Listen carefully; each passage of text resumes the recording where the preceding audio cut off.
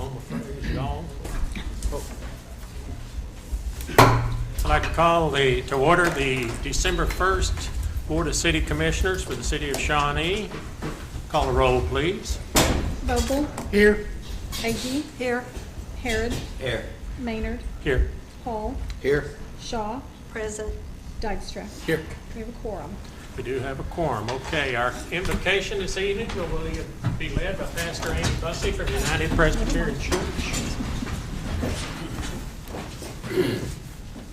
Let us pray.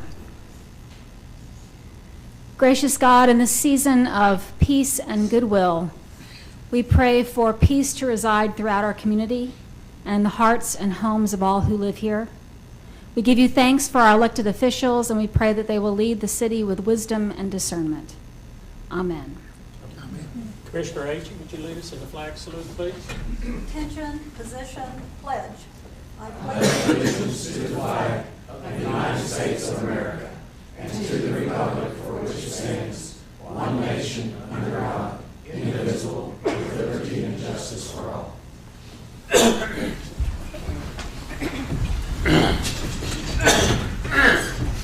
We all got the crud, sounds like. Item number 1 is consider the approval of the agenda. So moved. A motion by Vice Mayor Harrod. Do I have a second? Second. Second by Commissioner Dykstra. Let's vote.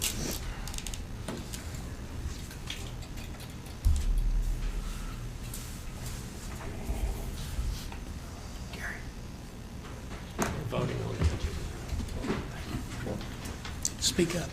Okay, sorry. Motion carries. Item number 2 is consider approval of the consent agenda. I'd like to pull item E for discussion.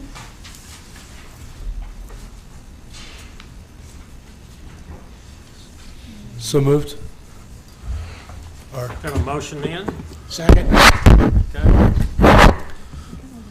That is to pull item number E for E. discussion. Everything else is I don't think we need to vote on that, do we? Well, I think what he's saying is you moved to approve it all. Move to- except item E. Is that what Yes, you said? that's- Can I get here? Okay, I couldn't hear you now.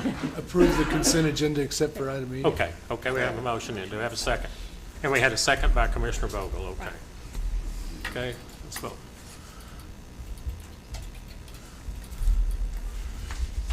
Motion carries. Okay, let's take up item number E. Okay, I just had a couple of questions. This position is being funded out of what money? Years ago, we have a debt service fund that the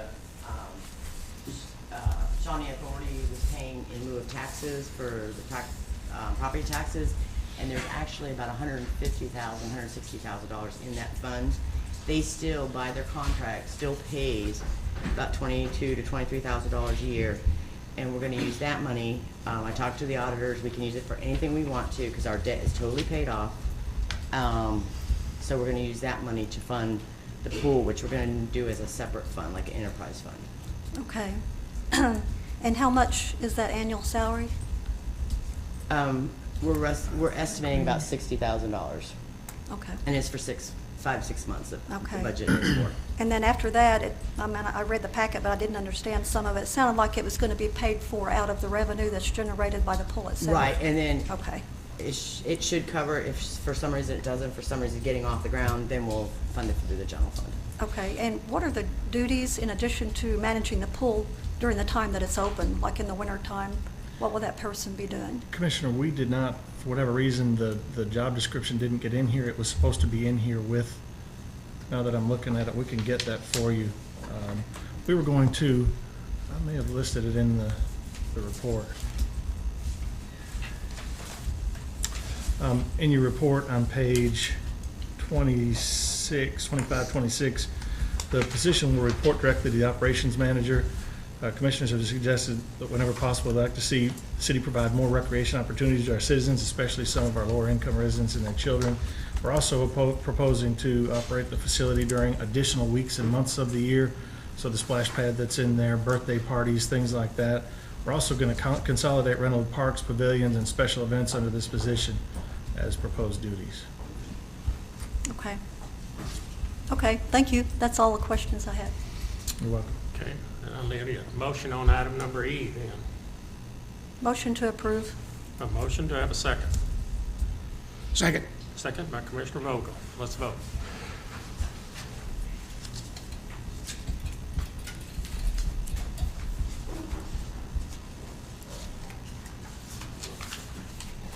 Motion carries. Item number 3 is commissioners' comments. I'd like to mention the community renewal.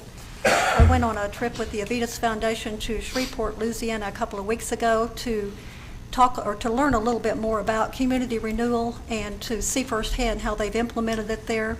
And that's where the founders are, the people that are heading up this program are actually the ones who founded it. And they, I think that we're very fortunate that we have somebody like the Avitas Foundation that's willing to partner with the city to support, to come up with something like this for us to try, because actually Shawnee is one of the first cities besides Shreveport throughout the United States that if we are successful in implementing this, who will have done that and could be a pilot for other cities to follow suit. And basically what it boils down to is it's rebuilding neighborhoods at the relationship level by nurturing relationships. And I think it's a very, very worthwhile effort. I'm looking forward to being involved in this myself and to seeing how it plays out in Shawnee over time. I think it's a very good thing for our community. Good. Any Looking other forward to commissioner it. comments? Yeah, Okay, go ahead, sir. well, a couple things. First, we're having the planning meeting potentially in January. We'd like to put the water situation on that as well. I know we continue to lose significant amount of water, and I think we need to solicit the help. I was talking to Steve earlier, the help from the other districts, water service companies that are tied into ours to help us find that leak. It's probably around 25 or 30 million gallons a year. It's quite significant. So we really need to, that's been going too long. We need to really figure out what we need to do to find the source of that leak or water loss, whatever it is. Any other comments? I guess I have one comment, and this is to Brian. Congratulations on your new opportunity. I guess we as the City Commission will be looking at trying or attempting to do some advertising or however it works, but I wish you the best, Brian. Thank you.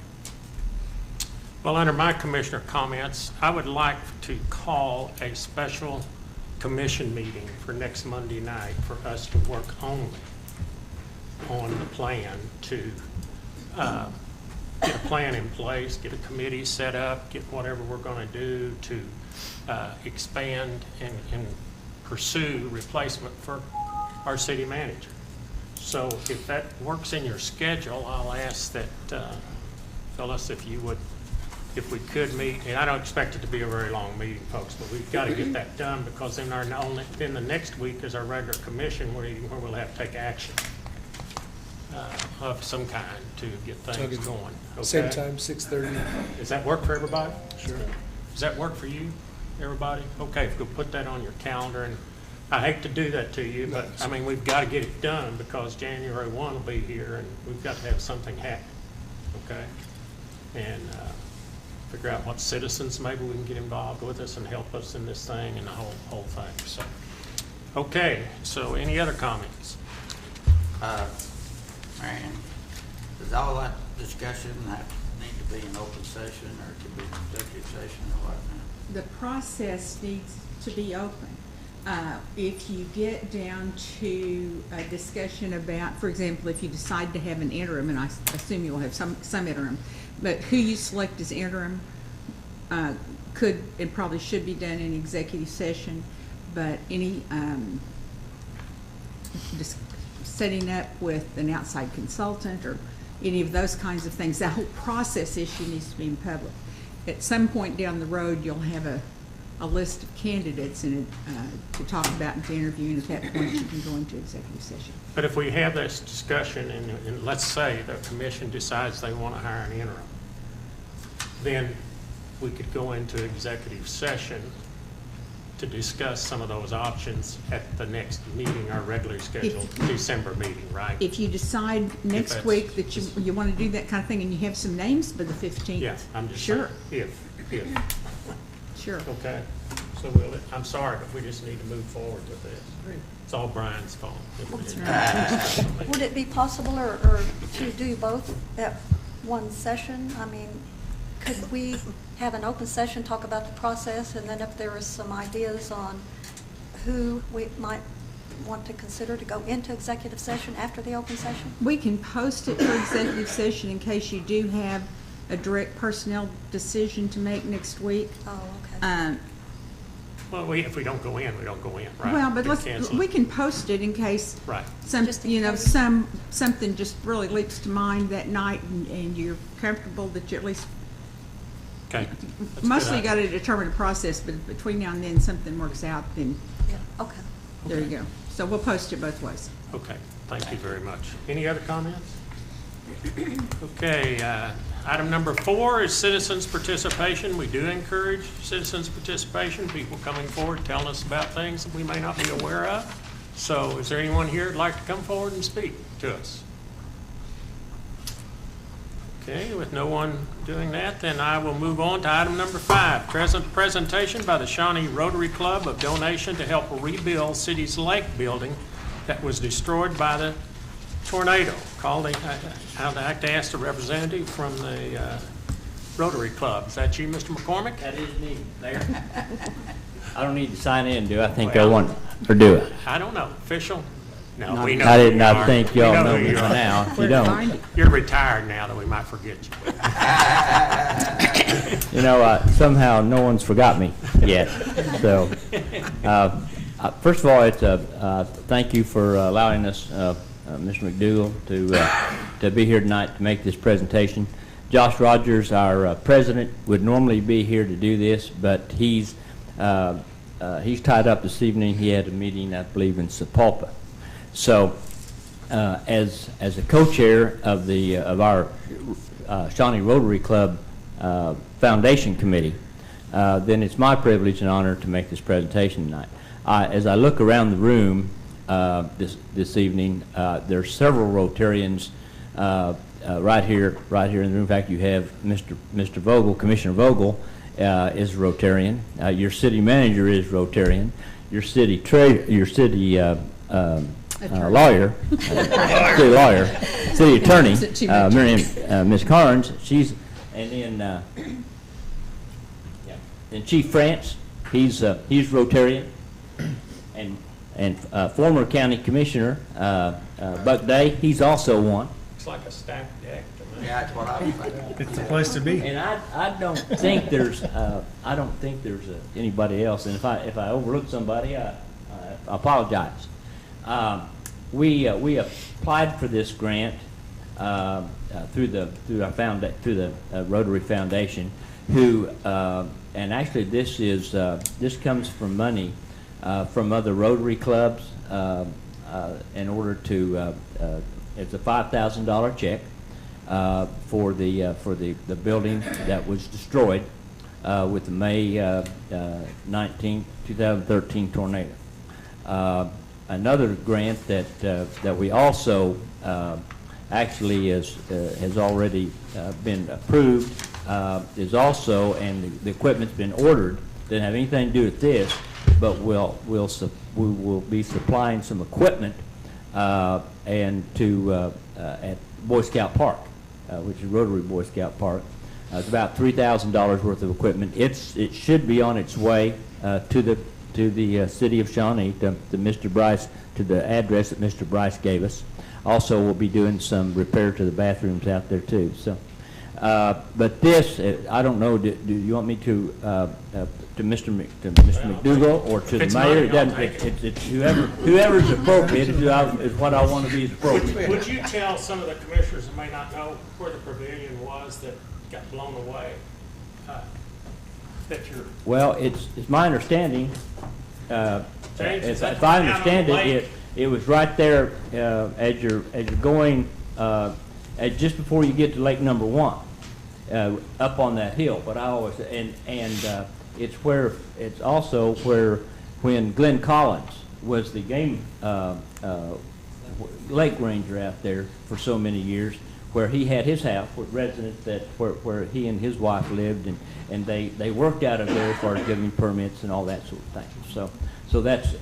and you've been having a big event out there with the lake range, with the rangers, what are they called? Actually, it's game wardens. It's actually game wardens, and the one that started that was a game warden, was a former Pottawatomie County game warden, and Dr. Joe Tarrant. Dr. Joe. And this past spring was the 13th consecutive year, Mayor, that we've had that.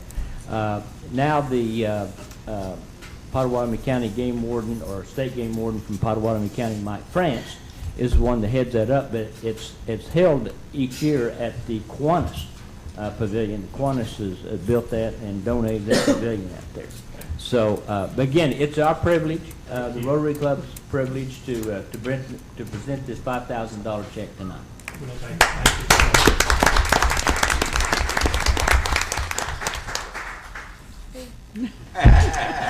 Always like a point. And snatched it. My hand hurts, you took it out of there. Got the paper cut, huh? Item number 6 is presentation by Ann Masters with the Pioneer Library System regarding the audit for the year 2013-14. And other things. And Audit other and other things. Okay. Would you state your name for the TV audience, and please sign that, if you don't mind, sign in here. All right. I'm Ann Masters. I'm the director of the Pioneer Library System. And I will sign in.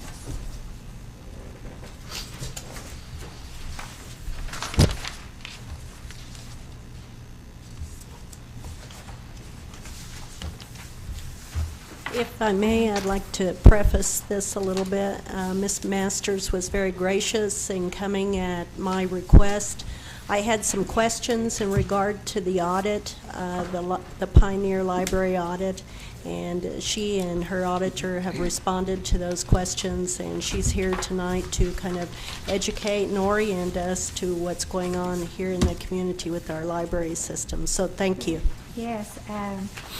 Mayor Maynard, City Commissioners, Mr. McDougall, and staff, we appreciate the opportunity to talk about the Pioneer Library System. I'd like to point out that with me tonight, I'd like to introduce Doug Buck, Pioneer's Finance Manager, and Karen Bays, your Shawnee Branch Manager. And I asked Phyllis when we communicated if I could kind of give an overview about Pioneer. So I'm going to talk briefly about several things. Just a little bit about the Pioneer Library System's history and organization, the partnership with the City of Shawnee in providing the branch library, questions that regarded Pioneer in our audit that were submitted to us, the new Pioneer Strategic Plan, and some exciting projects that have come out of that. And finally, some highlights from our annual report. And I know that sounds like a lot, but I'm going to be really quick so that you can have an opportunity to ask any questions if you have any. The Pioneer Library System began as a demonstration system in 1958 and was the first multi-county library system formed after a 1955 constitutional amendment was passed that made it possible for multi-county library systems to be formed for public libraries. Today there are 8 library systems in the state of Oklahoma. 2 are single county, those are Oklahoma County and Tulsa County, and 6 are multi-county systems, and Pioneer is the largest of those. Of Oklahoma's 77 counties, only 32 are part of a library system. So other public libraries in those other counties are municipal libraries and are funded solely by their cities. Pottawatomie County joined the Pioneer Library System in 1976, and the Pioneer Library was created in 1900, but the building in which the library is located today was opened in 1989. Pioneer serves Cleveland, McLean, and Pottawatomie counties. We have 11 branches. We're governed by a board of trustees. We're kind of like a school district, except instead of our trustees being, our board members being elected, they're appointed. And they're appointed by the counties and the cities that we serve. Any city with a population of more than 2,000 may have a representative on the Pioneer Board.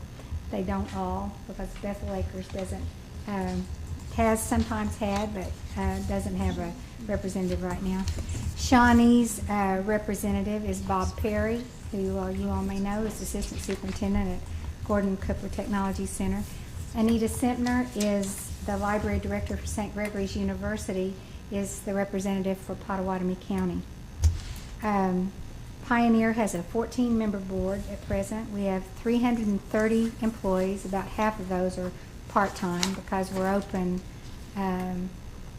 70 or so hours a week, and so it takes a lot of part-time folks to help us keep the library staffed. We have a budget this year of about $15 million. Pioneer is funded almost entirely, over 96% of our budget comes from the ad valorem tax, a 6 mil ad valorem tax that's voted by the citizens of our 3 counties. Pottawatomie County contributes just over $2 million of that $15 million, and over $1 million of that is spent directly to benefit the Shawnee Library and Shawnee community. About $775,000 of that, a little over I think, is spent in salaries, so personnel related costs, and that comes directly back into the Shawnee community. The partnership with cities providing branch libraries is governed by a policy that Pioneer has, and that actually is directed by the Oklahoma State Department of Libraries. The city, through that, the city provides and maintains the facility, and Pioneer provides all of the other support, personnel, materials, technology, administrative support, a variety of system services. The policy has other requirements like how big a library needs to be and some things like that, but you received in your packets the policy, but the things that the city provides are utilities, ongoing maintenance of the physical facility, janitorial services, maintenance and janitorial supplies, maintenance of the exterior building and grounds, and building safety and security. However, Pioneer does provide the security guards that work part-time for us in the library. Pioneer's libraries are open 7 days a week, and Pioneer provides delivery to the branches 6 days a week, so that the collection of over 700,000 items in the system are readily available to customers wherever they are. So if an item's on the shelf in Moore, but it's not available in Shawnee, then that can be requested, and it will probably reach them, if not the next day, then the second day. I appreciate receiving the questions from Lisa, and I've included in the packet that I've handed out tonight a copy of those questions and the answers, and also a copy, a one-page copy of our budget for this year. Our auditor isn't with us tonight, but and I don't know everything. I know that may surprise you, but Doug knows everything I don't know. So if you have any questions, we'll hope that between the two of us we can answer them. But I will highlight a couple of the things that kind of came out through those questions. We have done a couple of significant things in the last several years, and one is that Pioneer purchased its first property in 2011. Because our library branches, our buildings, are provided by the cities that we partner with, and the Norman Public Library had hosted, really, the Pioneer administrative offices. But as Pioneer grew, there wasn't room, and we had, over time, were paying to lease 2 other office spaces in Norman. So we knew that as time went on, we needed to provide some office space for ourselves. So we've been setting aside some money for that purpose. And when the Borders bookstore closed and that building came on the market, we moved more quickly than we had planned, because that was just such a perfect spot for us. And we were thrilled because it actually had a loading dock, which we didn't have before. And so that was September of 2011. We purchased that property, and over the next 2 years we hired an architect and remodeled, and we moved into that property last fall. And not only are the Pioneer administrative offices headquartered there, so all of our staff are there, but we also lease a portion of that building back to the city of Norman for a small second branch for Norman. So because, as we said, the city provides the facility for the branches, then Pioneer in this case is the landlord, and Norman rents the space from us. A second important addition to Pioneer in the last few years was the formation of a foundation, and the Pioneer Library System Foundation now serves as the arm for grant writing and fundraising to support the library. Right now we're in pretty good shape financially, but we foresee that as the years go on, we are at the top of our funding possibility. 6 mils is the legal limit for library systems. So we've formed the foundation to, as in the future, help provide things that our funding might not provide. We have some important members of our Pioneer Foundation board from the city of Shawnee. Ann Hammond, Karen Marasco, and Cynthia Cooper are all members of the Pioneer Foundation board. Some of the questions were related to increases in line items in our budget, and those were due to new projects growing out of our strategic plan. And I included a copy of this because it has such little print. I was afraid in how you saw it on your computer it might be hard to read. So this is kind of a one-page overview of our strategic plan. We worked with a consulting company that did an analysis of our library users, and we studied the way groups of people use the library and identified groups that we want to focus on to increase services and increase numbers. And those are services to children and parents, teens, and customers of all ages who are using downloadable materials, as those are becoming more and more popular. We developed the system strategies shown on this page, and I'll highlight just to let you know some of the projects that are being implemented as a result of our planning. The first strategy talks about expanding, finding innovative ways for area residents to secure access to library services. And one of the initiatives that is growing out of that is a new kind of library card, a library card especially for children and for teens. And those library cards will have no fines. They'll have a limit of 3 items that children can check out. But we think that maybe that will encourage, they can only check out things to read.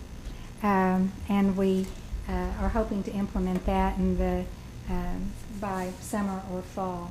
And we are hoping that that will provide access to children more easily that way. And with their own library card, they'll be able to use the databases and online resources that Pioneer provides at school on the computers that are available to them there. So if they don't have computers at home, then now they'll be able to access Pioneer's resources at school through those library cards. So our plan is to distribute those to all the school children in our 3 counties, giving parents, of course, the opportunity to withdraw them if they don't want the children to have but we're excited about that. The second of the strategies is mobilize, provide an experience that enables customers to take the library with them wherever they go. And for that, we are developing a mobile app for use on smartphones and other devices. And this is something that's not readily available to purchase because it really has to be customized to the various things that we purchase from other vendors. So it will make it possible for us to provide access through one portal for our library catalog, but also our downloadable, our ebooks, our audiobooks, and some other resources that we have. So we're excited about that. The Accelerate strategy is talking about expanding the library's digital collection, and there we're increasing our budget in that area. So we bought our first ebooks in the spring of 2008, and the collection size and usage has doubled each year since that time, and we are going to make an effort to increase that. The Inspire talks about services specifically to children and teens and parents of children. And we have increased our programming budget and our materials budget to make it possible for us to do that. And one of the things that we mentioned, item number 4 under methods there, you may have heard of the Maker movement, which is commercial as well as through libraries, but providing equipment and space for people to engage with technology beyond just using a computer and the internet, but actually to create with technology. So our first step in that is really for teen programming, and we're creating some kits that can be moved from branch to branch, and that will be starting in the spring. And then we'll see where we go from there, but that's an emphasis for us. And then finally, LEAD, and we are becoming, one of our categories of library users is called digitarians. That's what the consultant has named them. And so our goal here is to become digitarians ourselves through increased technology training so that we can be able to provide the best service for our customers who come to us wanting to know how to use their own technologies. And we see a lot of those folks, particularly right after Christmas when they've all gotten their new devices. So that's an area of emphasis for us. So Pioneer has really always been a pioneer in library services in Oklahoma, and we're continuing that direction with these new initiatives. And finally, I just wanted to point out to you that our annual report is, it's mostly a picture book, month by month, but if you will, on the last couple of pages there's some data, but if you will look at the month of March, you will see a picture of 35 volunteers in Shawnee who visited the Early Childhood Center as part of Read Across America. They partnered with the Junior Service League of Shawnee and gave each of the 600 students at the center a book to keep. And I know you all know Mary Sands, who works at our Shawnee Library, and Mary coordinated that effort. And then if you look on the month of June, in the lower right-hand corner, speaking of Rotarians, I happen to know that Janie Davis in that picture is a Rotarian, and so am I, by the way, I was going to say when I came up here. But our Pioneer Library System literacy services are, that's a program that we really invest in and are proud of. And the Pottawatomie County Literacy Services, or our coordinator for that is Janie Davis. And our literacy services, we recruit and train tutors and then match them with adult learners that need to learn to read or to speak English or learn other skills. through the Pioneer Library System Literacy Program, we operate the TANF program it's in the Masonic Building in downtown Shawnee, and it serves an area that is even beyond Pottawatomie County. But because our literacy program was so successful, the Oklahoma Department of Libraries came to us and asked us to oversee the basic literacy services for TANF. So that's another service that we provide. Then on the last 2 pages of the annual report, introduces you to the members of our Board of Trustees, and then gives you some facts and figures about our programming and checkouts and services and costs, expenses for the fiscal year that ended June the 30th of 2014.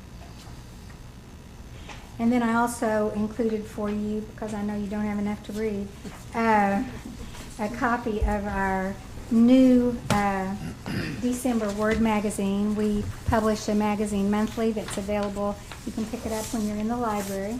And the building that you see behind Santa there is our new Pioneer building that's located in Norman. And that, other than to say, we appreciate the opportunity to work with the City of Shawnee and serve the Shawnee community. The member of the City of Shawnee staff that I guess I've gotten to know best is James Bryce, and we appreciate James, and also Brian, and congratulations, Brian, on your new position. But we have had, I think, a very successful relationship with the City of Shawnee, and we're happy to serve you. So if you have any questions, my friends and I would be glad to try to answer them. I have one question. Mm-hmm. If you dissolve the 501c3, what happens to the assets that belong to that 501c3? We spent them all, but actually we haven't dissolved it yet.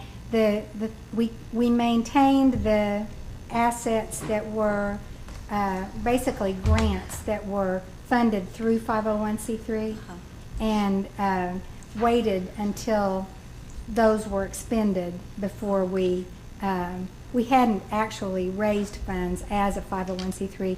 We only used our Pioneer Library System 501c3 for grants, and so we waited until those were expended. But then we discovered, when we sent the paperwork through finally to the IRS, they wrote us back and said they would not consider us governmental because of a letter that was written in 1982. And so right now we still have 2 501c3 designations, one for the foundation and one for Pioneer. So we haven't resolved all that yet. And how many did you say was on your foundation Board. 4. Right now we have 14 on our foundation board and 14 on our Board of Trustees. But our foundation board can be as large as 21 by our bylaws. And we are getting ready to name some new board members. And our board hasn't approved them yet, or I'd tell you that one of those is from Shawnee. As the City of Shawnee grows, what do you see the needs of the Pioneer Library System being in Shawnee in the future, like in, say, 10 years? Well, I think convenience is really important to library users. And so if we have tried to offer some services through the mall. We have a book box at the mall, and we have a book drop at the mall so that people can return things there. You know, if there were an opportunity sometime down the road for some kind of a storefront branch that people could use, that would be a great thing. And we actually looked at a storefront at the mall at one time and wondered if we could recommend that, but kind of backed off that. We weren't too sure about it at the time. But that and just services through technology, that is a convenience, I think, to people today. Yeah, I don't think you need as much brick and mortar nowadays as you do, like, internet, right?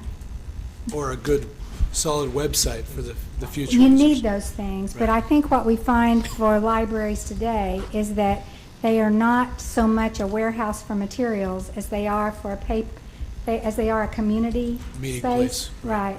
Places for meetings and places for learning and places for creative efforts, which we try to provide through our programming, which is pretty well received. And that's what I talked about, the makerspace things.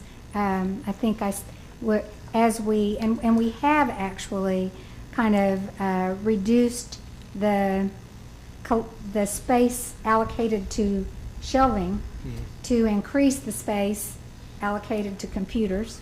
And in your own library, we, through a grant, we added the computer training lab now.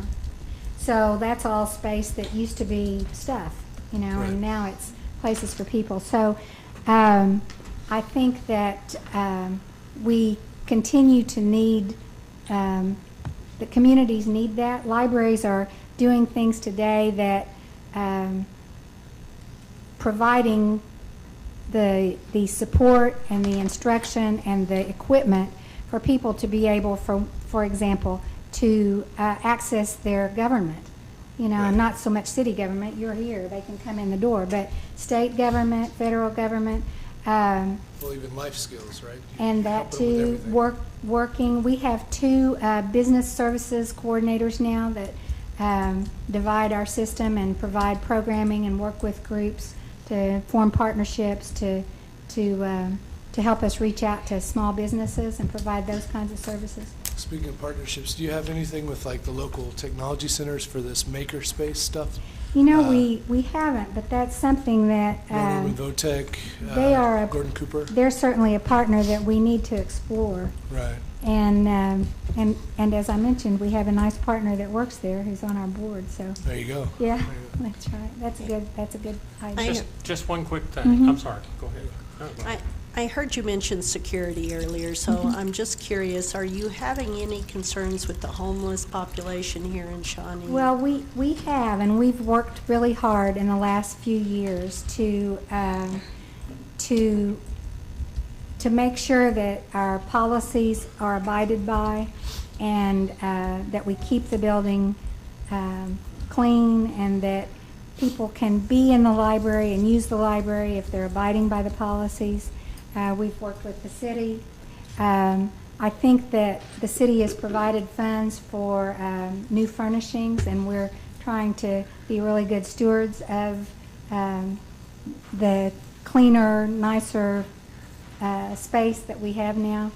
So it's a challenge because, you know, our hearts go out to the people that have those needs, but in order to make the library a place that's desirable for all of Shawnee's citizens to visit, we have to work hard to have high expectations of the library customers, and so I think about 3 years ago we really began to turn things around. So I think that it's an ongoing challenge for cities in our system. The cities would be Shawnee and Norman, and but libraries all over the country, that is a challenge. If the city is of any size and has a homeless population, they find a library because they need a place to be cool and warm and find a bathroom, and we're sympathetic to that, but in order to make all of those facilities and services available, they have to meet the expectations of all the customers in the library. Quick, I visit your library. We're fortunate enough to, our friends list, take care of their little 3-year-old girl one day a week, and that's a regular visit to the library. And I will tell you, your staff and the appearance and everything there is just great, and they're so helpful. If you're not visiting the Shawnee Library, you're missing a great thing, because it is got so much going on for little kids, for adults. You need to just really go do it. But my challenge is, and maybe I'm overlooking it, we always give gifts to our grandchildren at Christmas, but they're books. And it's hard, we don't have a bookstore here in Shawnee anymore. And I have to go to Oklahoma City, and that breaks my heart. Well, you can buy through Amazon I and don't want to do that. and give a percentage of it to the Pioneer Library System through Amazon. Well, but you know what I'm yes, saying? You know, I do know what It you're is saying. difficult for us in Shawnee. We really need a place. I wish the library could have a building and y'all would do it and make profit off of it or something, but again, y'all know more Well, about that. we could have book fairs. You know, there are things Well, you we do could have do. book fairs, but they're usually used We books. don't, yeah. You know, and I But like we to give could do our it- friends We could kids. do it with new books too. Well, Just we'll a give that thought, some because I thought. don't like going to Oklahoma City and spending my money. I think the greatest gift We instead could of let- toys is a book We for a could let youngster. Glenda Pitts pick her 20 favorite books, and we could just keep those in stock for children. You run a great system. I enjoy going down there. I have more fun than she does, and you've got all We those do things. have a great staff, really nice people that work hard and are dedicated to the community, really are. Thank you. Thank you very much. Thank you.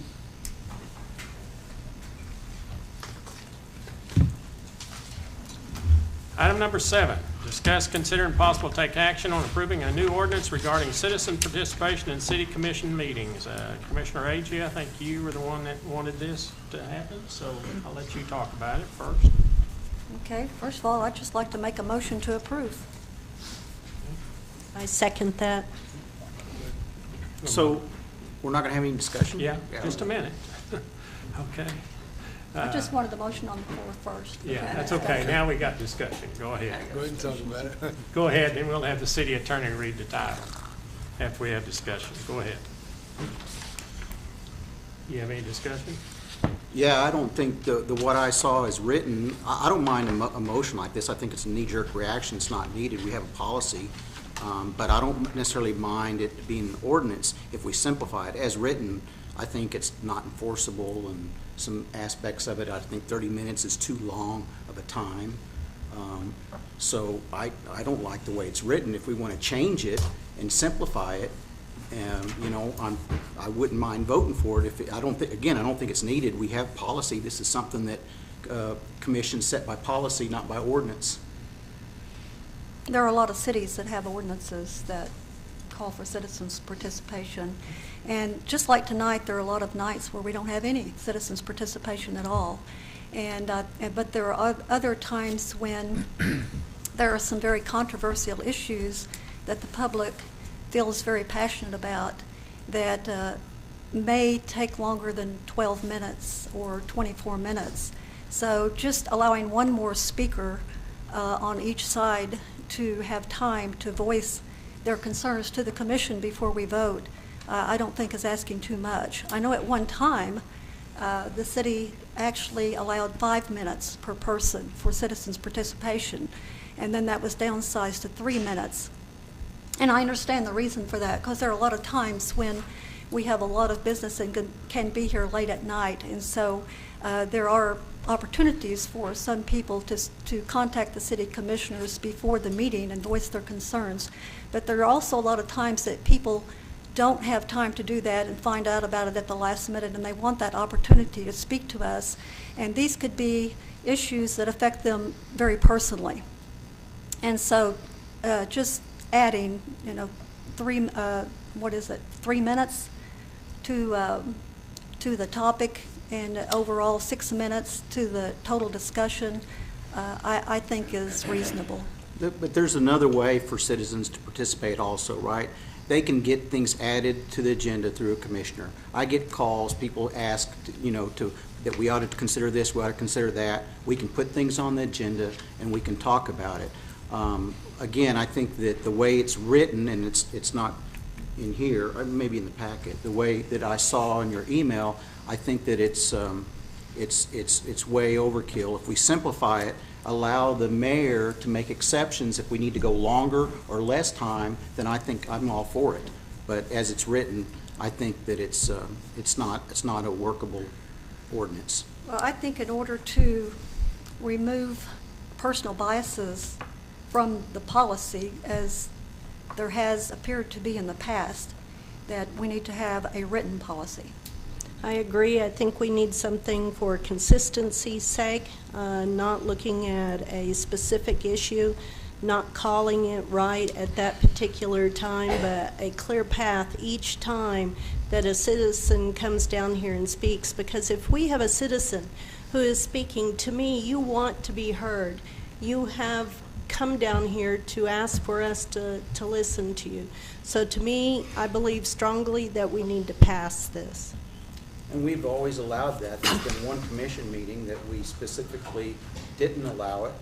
We probably could have handled it a little bit differently and said anything to do with election, we don't want to have discussed, but if anybody has anything else we can talk about, you know. Well, again, that's our policy. I think this is an overreaction, and it takes away flexibility when, as a commission, future commissions, they may need a little flexibility. I think that she leaves the window open in her ordinance proposal for flexibility. It just sets down guidelines for. I didn't see any flexibility in that. Well, it did say at the end, like there were rules, just basic rules, like when a person comes up to the mic, we can't talk over them. We let them talk. We don't use, and they can't use any profanity. There's other rules that, as a citizen, maybe they don't know that.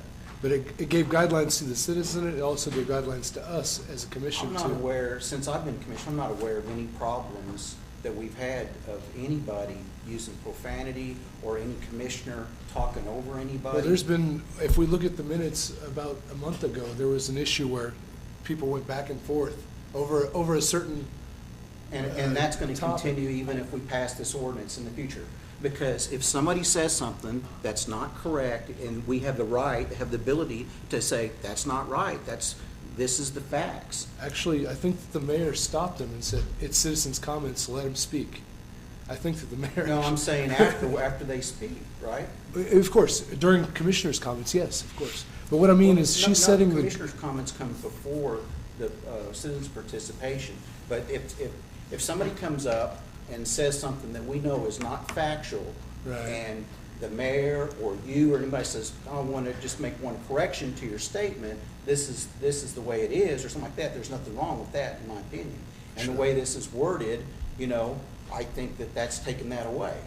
Well, I think your statement earlier about a knee-jerk reaction is a concern to me, in that you made that statement when this is based on consistency and clarity in a process. And to me, I think, and this is truly my opinion, that we don't need to be doing the knee-jerk, and we need the consistency.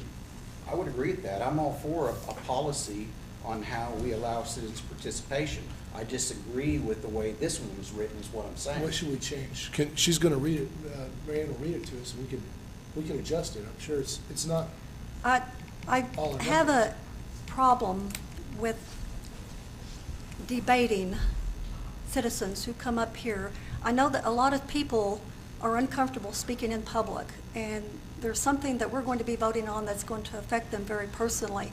So they're nervous, and they come up here, and I think the last thing that they would want is for a commissioner to question what they are saying. I think that we should encourage the citizens to come and speak. Whether they say something that's incorrect or not incorrect should not be something that they should have to worry about. I think they should say what they need to say without us debating the facts or their statements. Otherwise, they're not going to feel free to speak. And I think that typically that wouldn't be a problem at all, probably 95% of the time.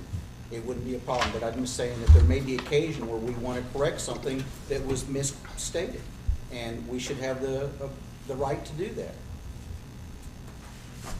Okay. Would you please read, Marianne? I'm going to read the title.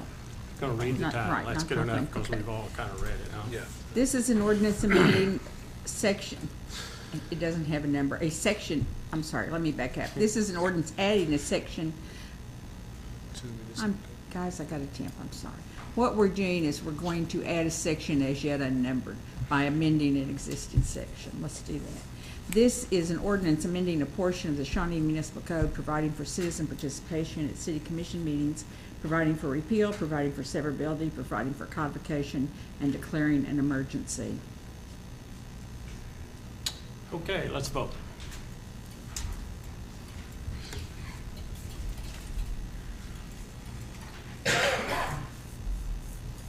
Good.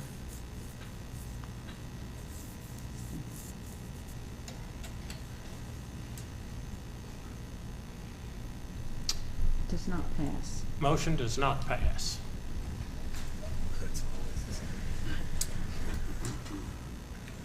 Item number 8, any new business? Mr. Mayor, no business, new business this evening. Okay, I will recess the city commission meeting and convene the Shawnee Airport Authority.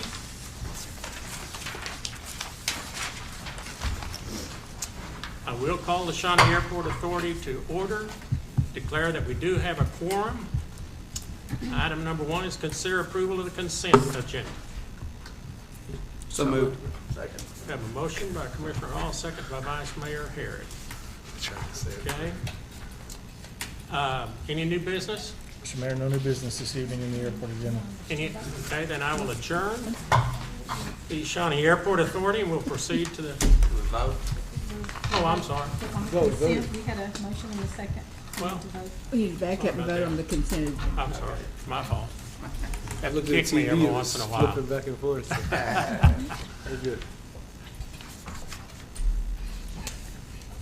Now we got it, okay? So we've approved the consent agenda. Now, any new business? You said no, sir? No new business, sir. Okay, if not, I will adjourn the Airport Authority and proceed to the Shawnee Municipal Authority. I will call it to order and declare we do have a quorum also. Item number 1 is consider approval of the consent agenda. So moved. Motion by Commissioner Dykstra, do I have a second? Second. Second by Commissioner Hall, let's vote. Good, I got the vote down this time. Mr. Mayor, on the last one, the thing that, Mr. Hall, you were talking about, checking on the water at the meeting, should we put that in the municipal, like, for next time? After there's a Yeah, meeting? we can put it on the agenda for next time if you want to. I mean, No, no, I I asked, just wondered, sorry. Okay, let's vote on this one right here. Here we go. Everybody's vote except you. I know. I'm trying to listen. Okay, any new business? No new business, Mr. Mayor.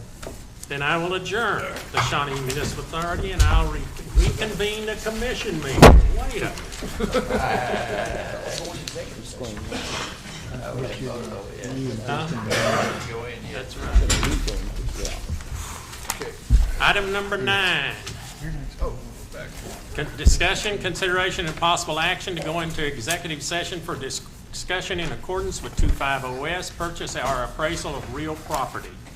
Chair will entertain a motion to go into executive session in this matter. Vice Mayor Harrod made the motion. Do we have a second? Second. Second by Commissioner Dykstra. Okay, let's vote.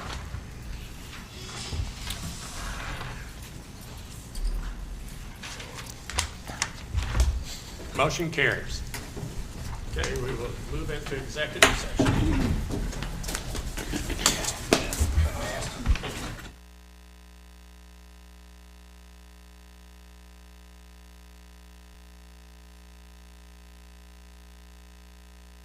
Meeting, item number 10 is consider matters discussed in executive session in accordance with 250A's purchase or appraisal of real property.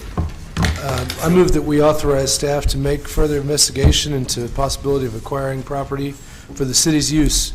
Said investigation not to exceed $2,000. We have a motion. Does it have a second? Second. A motion by Vice Mayor Harrod.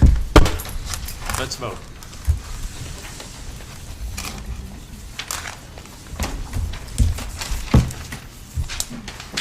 Motion carries. Let's adjourn. let's adjourn.